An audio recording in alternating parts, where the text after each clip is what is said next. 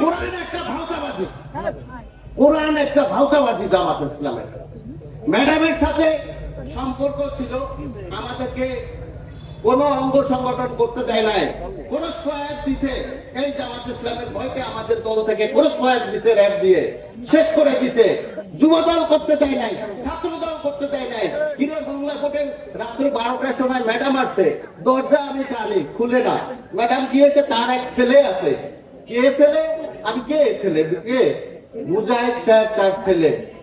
সে আসছে, ম্যাডামের দরজা খুলছে, তারপরে নামছে। দেখেন এত বড় কি করছে তারা, ম্যাডামকে সম্মান দিছে, তারা এইভাবে তারা দখল করে নিছে। স্টেজে যাবেন ওই সময়, ম্যাডামের ওই সময় ভোরবেলা ফজরে নেওয়ার সময় যে দেখবেন যে তারা দখল করে স্টেজ সামনের কাতারে সব দখল করে আছে। বিএনপিদের কোনো পাত্তা ছিল না। আর তারা এখন কয় মহিলাদের নেতৃত্ব কি না যায়, না যায়। হাসপাতালে